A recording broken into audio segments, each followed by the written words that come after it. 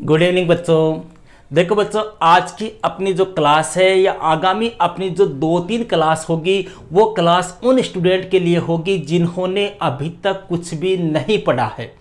मतलब political science के exam में भैया अपने अब 6 से 7 दिन का समय है और कुछ स्टूडेंट अपने चैनल से ऐसे जुड़े हुए हैं जो जिनका ये कहना है कि सर हमने अभी तक कुछ भी नहीं पढ़ा है, हम पास कैसे हो, हमारे 50% नंबर कैसे आए।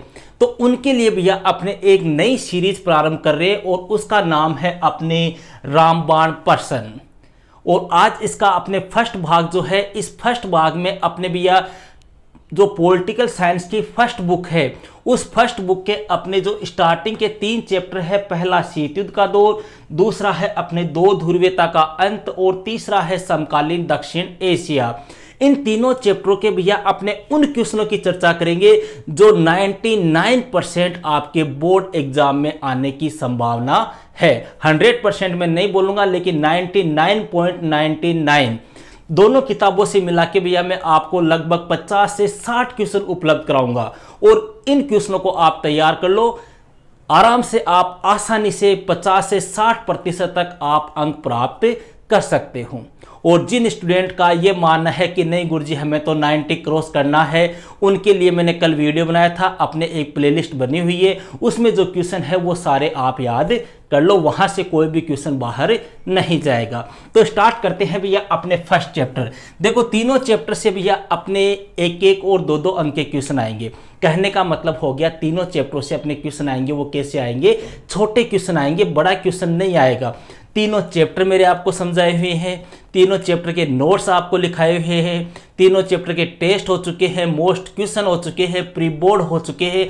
आज एक छोटा सा प्रयास अपने और कर रहे हैं और उसमें अपने उन स्टूडेंट के लिए ये कर रहे हैं जिन्होंने अभी तक कुछ भी नहीं पढ़ा है। तो सबसे पहला क्वेश्चन जो भैया आपको इस चैप्टर से तैयार करना है वो है अपने शीत युद्ध क्या है, शीत युद्ध के कोई 2 या 3 कारण बताओ। पहला क्वेश्चन, हालांकि मेरा बताया हुआ है, मोटा मोटा और बता दूं आपको। शीत युद्ध भैया एक प्रकार का वाक युद्ध था जो द्वितीय विश्व युद्ध के बाद अमेरिका और सोवियत संघ के मध्य आपसी तनाव, आपसी दबाव, आपसी संघर्ष, परस्पर विरोधी विचारधारा, परस्पर प्रतिद्वंदिता के द्वारा लड़ा गया। इस युद्ध का माहौल या तासीर जो थी वो ठंडी थी, इस कारण इसको शीत युद्ध कहते हैं। कारणों की बात करें तो भैया परस्पर संदेह व भय हो गया, अमेरिका द्वारा अणुबम बनाने का रहस्य छिपाना, तीसरा अपने कह सकते हैं कि महाशक्तिशाली बनने की होड़, चौथा अपने कह सकते हैं हथियारों की होड़। ये अपने क्या है, कारण है। दूसरा प्रश्न भैया आपको इस चैप्टर से जो तैयार करना है वो है नाटो, एक आता है आपके वार्सा पैक्ट और एक है भैया आपके संधि एलटीबीटी। इन तीनों को आप तैयार करना। मतलब इनकी स्थापना कब हुई, इनकी मेन बातें। जैसे नाटो की स्थापना हुई थी भैया अप्रैल 1949 में। इसका पूरा नाम उत्तर अटलांटिक संधि संगठन है और इसमें स्थापना के समय 12 सदस्य देश थे और वर्तमान में 30 है। ये नाटो हो गया। वार्सा पैक्ट अपने 1955 में नाटो में शामिल सदस्य देशों का मुकाबला करने के लिए सोवियत संघ के द्वारा इस संगठन का निर्माण किया गया। एलटीबीटी भैया, एलटीबीटी को बोलते हैं सीमित परमाणु परीक्षण संधि। ठीक है, यह संधि जो है भैया एक प्रकार से अपने कहे कि 5 अगस्त 1963 को हुई थी। किस किस के बीच में, अमेरिका, ब्रिटेन और सोवियत संघ के मध्य यह संधि हुई थी। और इस संधि में यह कहा गया कि अब कोई भी देश जो है वो वायु है, पानी है, अंतरिक्ष है, इनके भीतर परमाणु परीक्षण नहीं करेगा। और 10 अक्टूबर 1963 से क्या हो गई, प्रभावी हो गई। 2 क्वेश्चन हो गए। फिर इसके बाद में भैया तीसरे क्वेश्चन की अपने चर्चा करें इस चैप्टर से, तो एक क्वेश्चन आता है अपने सुमेलित करो वाला। सुमेलित करो कौन सा, अपने जो गुटनिरपेक्ष आंदोलन के जो संस्थापक सदस्य देश थे ना, अपने भारत है ना, अपने मिस्र है, अपने युगोस्लाविया है, अपने घाना था, इनके जो नेता थे भैया उनको सुमेलित करने वाला प्रश्न आपको ध्यान रखना है। ठीक है, फिर अपने बात करते हैं भैया इसी चैप्टर से मोस्ट क्वेश्चन अगला, गुटनिरपेक्षता की नीति से होने वाले भारत को लाभ बताइए। मतलब भारत को गुटनिरपेक्षता की नीति से क्या लाभ हुए, या इसी को घुमा के ऐसे कहते हैं कि भारत ने गुटनिरपेक्षता की नीति क्यों अपनाई? इसलिए अपनाई क्योंकि भैया भारत जो है वो दोनों ही गुटों के साथ में एक प्रकार से सहयोग बनाए रखना चाहता था। भारत उस समय नव स्वतंत्र हुआ था, इसलिए वह अपना आर्थिक विकास करना चाहता था। भारत किसी के दबाव में रहकर कार्य नहीं करना चाहता था। भारत स्वतंत्र फैसले करना चाहता था। भारत का यह सोचना था कि अगर आगे जाके कोई सा भी एक गुट नाराज हो जाए तो अपने दूसरे गुट के साथ में अपने मित्रतापूर्ण संबंध रह सकते हैं, इस कारण से अपनाई। ठीक है, इसके बाद में भैया इस चैप्टर का अगला अगर मोस्ट क्वेश्चन देखें अपने, तो वो है क्यूबा मिसाइल संकट। कौन सा है? क्यूबा मिसाइल संकट।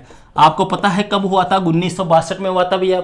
सोवियत संघ जो था उसने क्यूबा में परमाणु मिसाइलें तैनात कर दी। अमेरिका को 3 हफ्ते बाद में पता चला था। बाद में अमेरिका ने सोवियत संघ के जहाज रोक लिए थे। इसी को शीत युद्ध का चरम बिंदु भी कहते हैं। ठीक है, यहाँ पर मैं भैया देखो, यहाँ पर आपको डिटेल से नहीं बताऊंगा, आपको सिर्फ मेरा मेन मकसद जो है वो क्या है, आपको हर चैप्टर के रामबाण क्वेश्चन उपलब्ध कराना। बस इनको पढ़ लो। जिन्होंने अभी तक कुछ भी नहीं पढ़ा ना, वो इनको पढ़ लो, आराम से पास हो जाओगे, 100% पास हो जाओगे, ये मेरा दावा है आपके साथ में। ठीक है, फिर इसके बाद में बात करें भैया क्यूबा के बाद में अगला क्वेश्चन इसमें से आपको देखना है कि भारत ने जो गुटनिरपेक्षता की नीति अपनाई, उस नीति की आलोचना किन आधारों पे की गई है? कोई 2 आधार बताइए। तो आलोचना कौन से आधारों पे की गई कि भारत ने जो गुटनिरपेक्षता की नीति अपनाई वो कैसी थी? सिद्धांतहीन थी। क्यों? क्योंकि भारत ने 1971 में किसके साथ में संधि कर ली थी? सोवियत संघ के साथ में।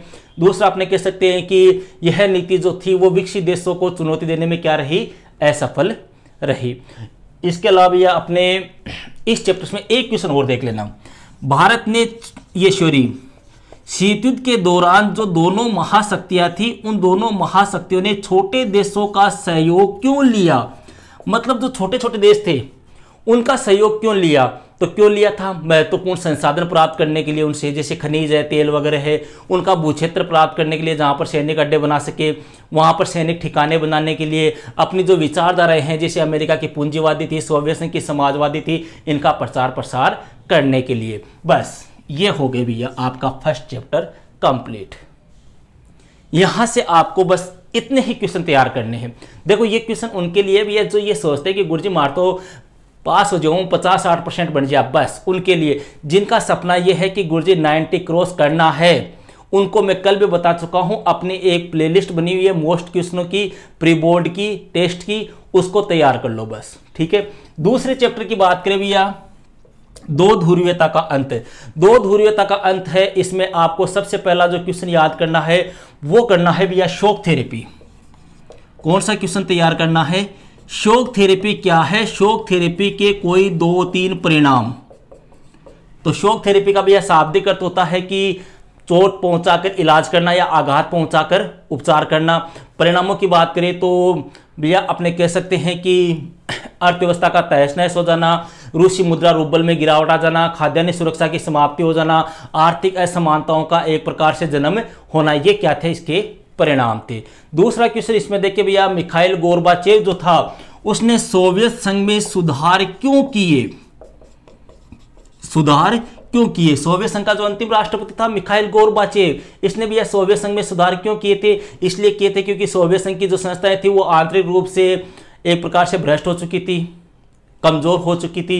इसके अलावा यह नौकरशाही, भ्रष्टाचार, इसका बोलबाला हो चुका था, विचारों की अभिव्यक्ति की स्वतंत्रता नहीं थी। इस प्रकार के कोई भी 2-3 पॉइंट आप याद कर सकते हो। 2 क्वेश्चन हो गए। इसके बाद में भैया आपको तीसरा क्वेश्चन ये करना है इसमें कि सोवियत संघ के विघटन के प्रमुख कारण बताइए। सोवियत संघ के विघटन के प्रमुख कारण, कि सोवियत संघ का विघटन क्यों हुआ था भैया? तो विघटन 1991 में हो गया था। ठीक है, रूस, बेलारूस, यूक्रेन वगैरह आपको बताया हुआ है। तो इसमें भैया आपको देखो फर्स्ट पॉइंट तो आपको लिखना है कि कम्युनिस्ट पार्टी की निरंकुशता। ठीक है, दूसरा अपने कह सकते हैं कि अर्थव्यवस्था का कमजोर हो जाना। क्यों? क्योंकि सोवियत संघ ने भैया अपने पास में जितने भी संसाधन थे उन सबको कहां पर खर्च कर दिया? हथियारों की होड़ में खर्च कर दिया। इससे क्या हुआ? सोवियत संघ की अर्थव्यवस्था क्या हो गई? कमजोर हो गई। तीसरा पॉइंट अपने कह सकते हैं कि सोवियत संघ का पश्चिम के मुकाबले पिछड़ जाना। चौथा अपने कह सकते हैं कि भैया सोवियत संघ की आर्थिक व राजनीतिक रूप से कमजोर हो जाना। इस प्रकार से अपने, या एक पॉइंट अपने दे सकते हैं कि सोवियत संघ के लोगों के मध्य एक प्रकार से राष्ट्रवाद और संप्रभुता की भावना का क्या होना? उत्पन्न होना। तो इन कारणों की वजह से क्या हुआ? सोवियत संघ का विघटन हो गया। इसके बाद में भैया अपने इस चैप्टर से देखिए 3 क्वेश्चन हो गए। एक बर्लिन की जो दीवार है, बर्लिन की दीवार कब बनाई गई थी? 1961 में, 1989 में गिराई गई थी। 150 किलोमीटर से अधिक इसकी क्या थी? लंबाई थी। इसके ऊपर 2-3 लाइन याद रख लेना। एक क्वेश्चन और याद रख लेना, शीत युद्ध के दौरान भारत और सोवियत संघ के मध्य जो संबंध थे भैया, उन संबंधों को आर्थिक संबंध है, सैन्य संबंध किस प्रकार से थे, राजनीतिक संबंध किस प्रकार से थे, सांस्कृतिक संबंध किस प्रकार से थे, बस ये क्वेश्चन तैयार कर लो। 5 क्वेश्चन मात्र आपको और से चैप्टर से, सेकंड चैप्टर से। थर्ड चैप्टर की बात करें भैया, समकालीन दक्षिण एशिया। दक्षिण एशिया में भैया पहली चीज तो आपको ध्यान रखनी है कि जो दक्षेश या जिसको अपने सार्क भी बोलते हैं, इनकी स्थापना वगैरह, इनके सदस्य देश वगैरह, इनका मुख्यालय और सम्मेलन। 1 नंबर का क्वेश्चन तो यहां से आएगा। ठीक है, दूसरा क्वेश्चन आपको याद रखना है कि पाकिस्तान जो है, उस पाकिस्तान में लोकतंत्र जो है वो स्थायी क्यों नहीं बन पा रहा? दक्षेश में जो पाकिस्तान है भैया अपने, ठीक है, उस मतलब पाकिस्तान में लोकतंत्र स्थायी क्यों नहीं हो रहा है? कभी वहां पे सैनिक शासन आ रहा है, कभी वहां पे लोकतंत्र आ रहा है। तो इसके कारण क्या है? तो कारण अपने जैसे पहला तो हो गया वहां पे सेना का बाहुल्य होना, दूसरा अपने कह सकते हैं कि आतंकवाद, तीसरा अपने अभिजन वर्ग या उनका दबदबा होना अभिजन वर्ग का, चौथा अपने कह सकते हैं अंतर्राष्ट्रीय समर्थन का क्या होना? अभाव होना। इस प्रकार से कर सकते हो।